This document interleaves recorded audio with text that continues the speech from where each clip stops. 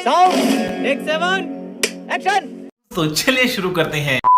सवाल यह है कि अब की बार 400 पार और बीजेपी 370, क्या ये लक्ष्य मुमकिन लग रहा है?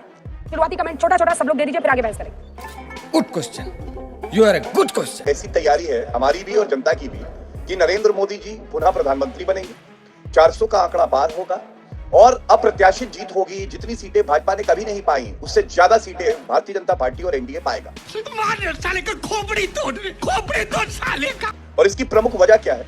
देश की जनता आतुर है, व्याकुल है, वो चाहती है प्रधानमंत्री जी ने जो तीसरा अपना टर्म कमाया है उनकी ताजपोशी की जाए। क्या बोला तूने? और जो उन्होंने एक 2047 का विकसित भारत का एक पूरा खाका बनाया है उसको पूरा कराया जाए।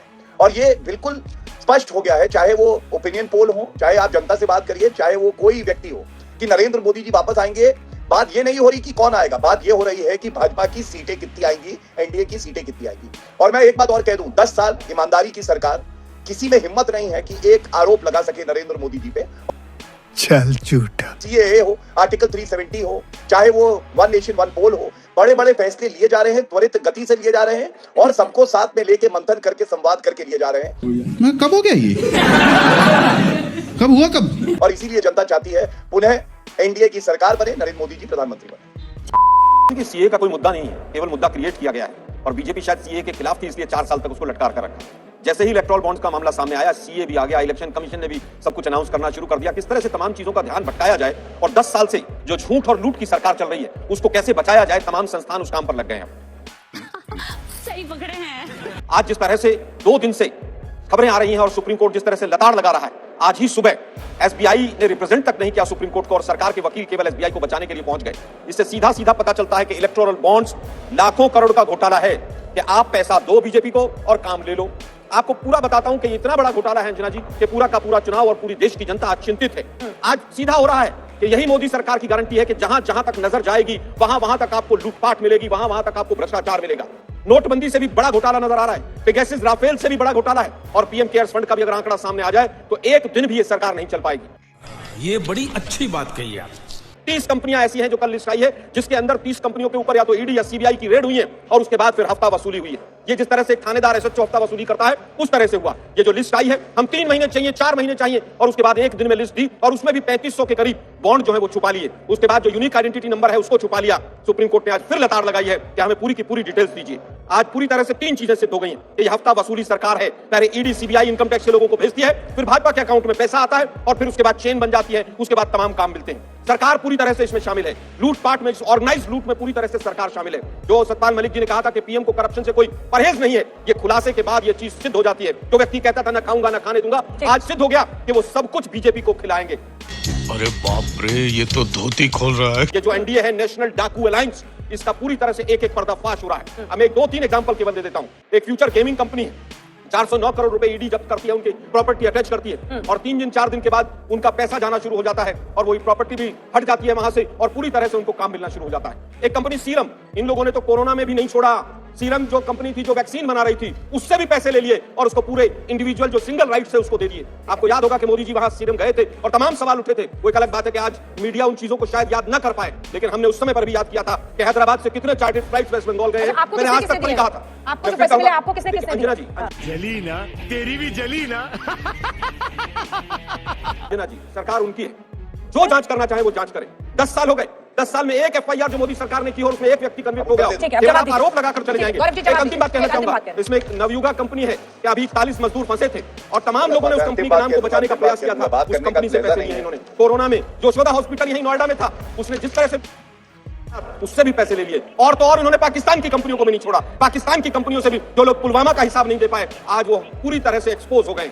तमाम लोगों को पैसे लिए, काम दिया, पैसे लिए, काम दिया, पैसे लिए, काम दिया, पैसे लिए, बंदरगाह दी, पैसे लिए, खदान दी। ये पूरा एक हर तरह से ऑर्गेनाइज्ड लूट का एग्जांपल सामने है। ये एक पूरा सिंडिकेट है, ये पूरा एक रैकेट है कि किस तरह से सरकार जो है उसके अंदर शामिल है। और जो हम आरोप लगाते थे, चाहे वो राफेल हो, चाहे नोटबंदी हो, चाहे पेगासस हो, वो इनकी एक की जांच करा लीजिए, ये सरकार एक दिन भी नहीं चल पाएगी। पीएम केयर्स फंड में चाइना से कितना पैसा आया है, पूरी तरह से उसकी जांच होनी चाहिए। बात तो सही है। हर किसी की कालीन के नीचे कतरन छिपे हुए हैं। आपके वक्त का भी यही है पूरी कहानी। आपने भी तो इसी सिस्टम से पैसा लिया ना सर? कौन कौन सी कंपनी से लिया, आप भी बताइए। रुक, तेरे को बताते तेरी माँ की। मैं फिर कहूंगा उनकी सरकार है, जांच कराएं। हमारे पास ईडी, सीबीआई या इनकम टैक्स है क्या हम किसी के ऊपर हफ्ता वसूली जो सरकार कर रही है, क्या हम किसी के ऊपर दबाव बनाकर हम उससे पैसे ले सकते हैं? तो तुलना ना करें आप। बढ़िया। मगर क्यों? हम तो कह रहे हैं कि जांच कीजिए। सबसे पहले किसने विरोध किया था इस योजना का? सबसे पहले माननीय राहुल गांधी जी ने 2018 के अंदर इसका विरोध किया था कि ये पूरी तरह से करप्शन का एक ऑर्गेनाइज्ड मॉडल आ रहा है। उनका ट्वीट भी यहाँ पर है मेरे पास, लेकिन दुर्भाग्य ये है कि इनको पूरी तरह से पता था।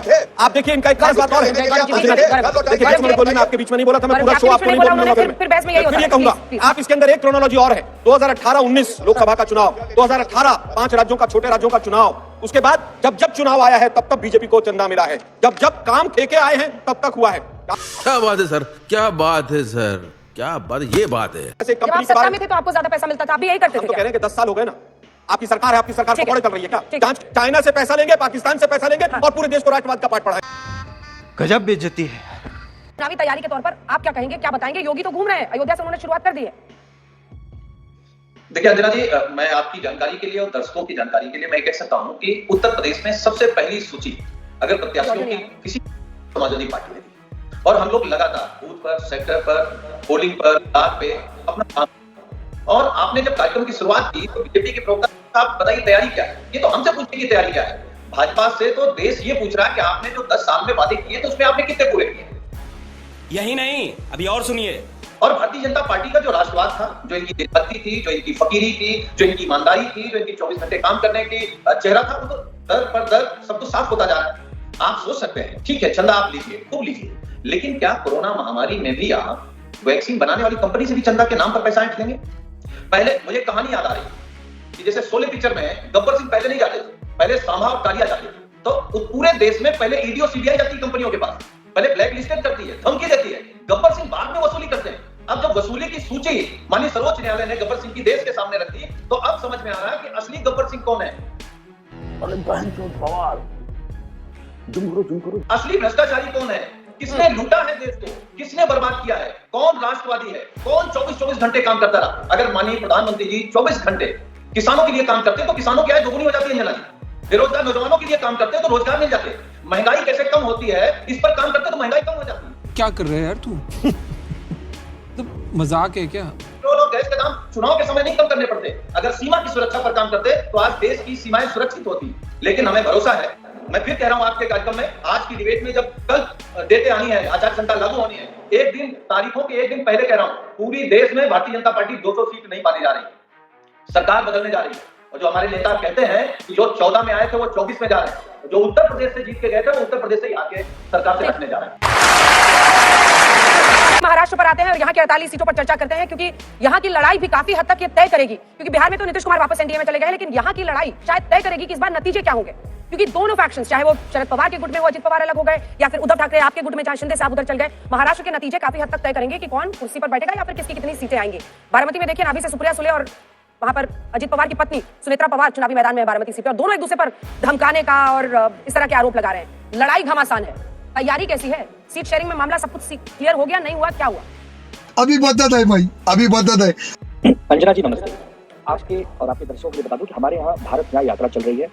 कल थाने में मुंबई के पास वहाँ रैली है और परसों 17 मार्च को एक बहुत बड़ी सभा है मुंबई के शिवाजी पार्क में। हम समझते हैं कि ये कांग्रेस पार्टी का अपना काम चल रहा है, साथ ही साथ सीटों को लेकर एक समन्वय समिति बनी हुई है जो बहुत ही जल्द सीटों का बंटवारा करके आपके माध्यम से देश और राज्य की जनता को बता देगी। हमारे यहाँ न कोई विवाद है, न कोई प्रॉब्लम है, न कोई समस्या है। हम लोग एक है, महाविकास आघाड़ी पूरी ताकत से भारतीय जनता पार्टी को रोकने की तैयारी करेंगे। अब एक बात कह देता हूँ कि आजकल एक नारा निकला है, आपकी बार 400 पार। देश ने इसके पहले भी 2-4 जुमलों को सुना है, अच्छे दिन आएंगे, बहुत हो गई महंगाई की मार, अब की बार मोदी सरकार, न खाऊंगा न खाने दूंगा। तो जुमले बीजेपी बहुत अच्छे लेकर आती है, बड़े स्पेशलिस्ट लोगों को लगाती है कि आप अच्छा स्लोगन लिख के दीजिए जो देश की जनता को सुनने में अच्छा लगे। केवल सुनने में अच्छा लगता है, धरातल पर उसका कोई काम नहीं होता। मगर क्यों? चुनाव के पहले 2 रुपया पेट्रोल के दाम कम कर देना, चुनाव के पहले गैस सिलेंडर के 100-200 रुपए दाम कम कर देना, और चुनाव जैसे ही हो जाए फिर 200-300 बढ़ा देना, फिर पेट्रोल के दाम 10 रुपए बढ़ा देना। तो इन सब चीजों से अब जनता निजात पाना चाहती है। जनता के सामने जो 4 चीजें हैं बहुत महत्वपूर्ण, बहुत ही महत्व रखती है। किसान, नौजवान, गरीब और महिला। किसान एमएसपी को लेकर आपके साथ नहीं खड़े हैं, जो हमारे नौजवान हैं बेरोजगारी की वजह से आपके साथ नहीं खड़े हैं, हमारी माताओं बहनों के घर का बजट बिगड़ गया है वो आपके साथ वो कह रहे हैं महाराष्ट्र में आपकी नैया डूबने वाली है, आपने जो पार्टियां वहां पर तोड़ी हैं उसकी वजह से आपका जो गठबंधन है वहां पर टिक नहीं पाएगा। और दूसरा, मेरा पेट्रोल और एलपीजी वाला सवाल रह गया था कि चुनाव में इतने कॉन्फिडेंट है, चुनाव के एंड पहले ही क्यों जनता को राहत देते हैं? फिर कहती है कांग्रेस पार्टी कि ये तो चुनावी रिश्वत है। हम मालूम है तेरे बाप को मत सिखा करके बिंदुवार तरीके से बात का उत्तर देता हूं। सबसे पहले इलेक्ट्रल बॉन्ड पे एक बात आ रही थी आज की सुनवाई पर, जिन लोगों को कोई जानकारी नहीं है वो भी आके कुछ भी अनर्गल बयान देते रहते हैं। इन्होंने तुषार मेहता जो सोलिसिटर जनरल है उनके लिए कहा, वो खड़े हो गए, इनको ये भी नहीं पता है वो यूनियन ऑफ इंडिया भारत सरकार के लिए खड़े थे और एसबीआई का वकील अदालत में नहीं था, तो उन्होंने स्वयं ये पेशकश करी कि एसबीआई को नोटिस दिया जाना चाहिए क्योंकि जो सूचना सार्वजनिक करी गई है उसमें सर्वोच्च न्यायालय चाहता है कि हर इलेक्ट्रल बॉन्ड के साथ उसका जो नंबर है वो इंगित हो। ठीक है, समझ गया। दूसरी बात अंजना जी, आपको मालूम है एक एसबीआई ने एप्लीकेशन लगाई थी, मैं उनका प्रवक्ता नहीं हूं लेकिन क्योंकि वरिष्ठ अधिवक्ता भी हूं, मेरी जिम्मेदारी है दर्शकों को सही तथ्य पता हो, तो उन्होंने समय कहा कि और दिया जाए क्योंकि हम जो डोनर्स हैं और जिनको मिला है रेसिपिएंट्स उनको ज्वाइंट लिंक करके बताएंगे। सर्वोच्च न्यायालय ने कहा नहीं, हम समय नहीं देंगे, आप जैसे हैं आपके पास डिटेल्स उसको सार्वजनिक कर दीजिए, वो कर दिया गया। अब जो है नंबर की बात हो रही है वो भी किया जाएगा। ये पूछी जानी चाहिए कि भाई इनको परेशानी इस बात से है कि ये घूस लेने का यंत्र है, अगर है तो आपने क्यों लिया है, जिसका इन्होंने उत्तर नहीं दिया है। और आज नोटिस इशू हुआ है, सर्वोच्च न्यायालय में मामला लंबित है, सर्वोच्च न्यायालय के फैसले का इंतजार करना चाहिए। मुझे आपत्ति एक बात पे जरूर है, ये लोग बार बार कह रहे हैं कि भाई आपने जो वैक्सीन बनाती थी उस कंपनी से चंदा ले लिया। मान लीजिए कोई कंपनी है, देश हित में कार्य कर रही है और वो चंदा देना चाहती है कि लोकतंत्र मजबूत होगा, क्या ये गैर कानूनी है? क्या नैतिकता के आधार पे ये गलत है? अंजना जी उत्तर है नहीं।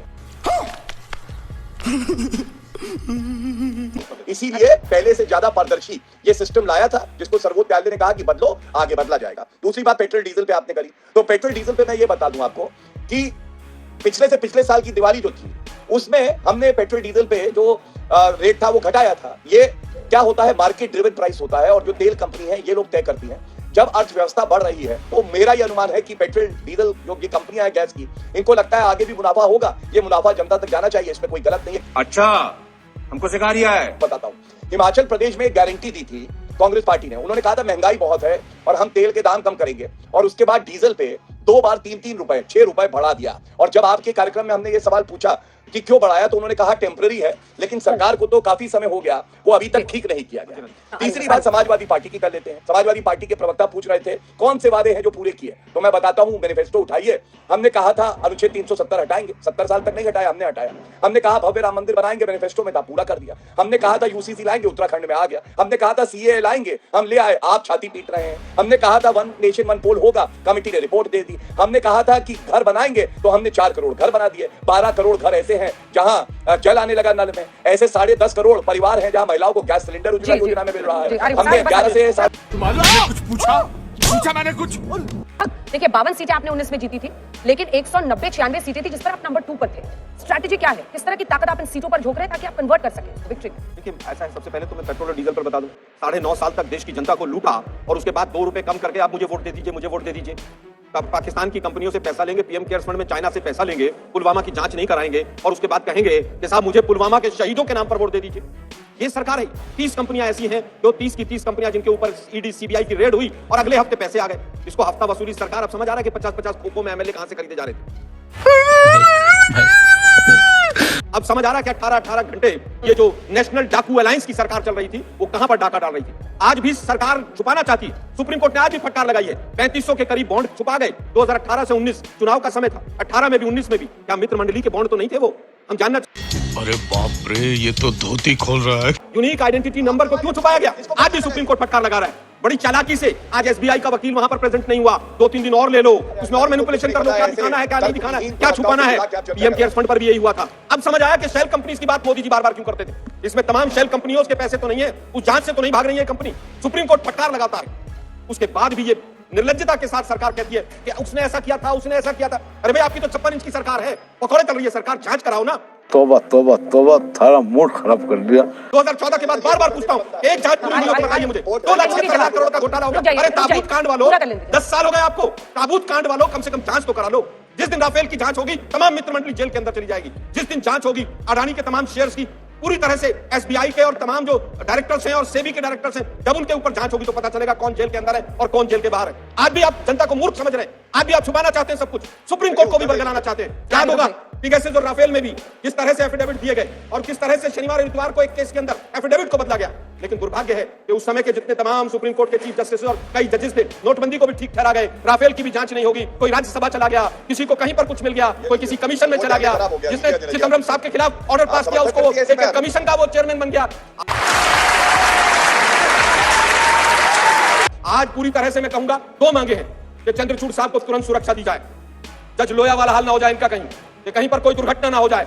दूसरी मेरी मांग होगी कि सुप्रीम कोर्ट की निगरानी में इलेक्टोरल बॉन्ड्स की जांच होनी चाहिए सुप्रीम कोर्ट की निगरानी में। और अगर हिम्मत है बीजेपी के प्रवक्ता में तो इस मेरी मांग का समर्थन करके जाएं कि आपने अगर कुछ नहीं किया है तो कहिए कि सुप्रीम कोर्ट अपनी निगरानी में इस पूरे स्कैंडल की, इस लूट की जांच करे। अगर हिम्मत है तो कहिए। इसी के साथ आज की मजदूरी यहीं खत्म करते हैं। अगर तुम्हें वीडियो पसंद आई तो लाइक मारो यार,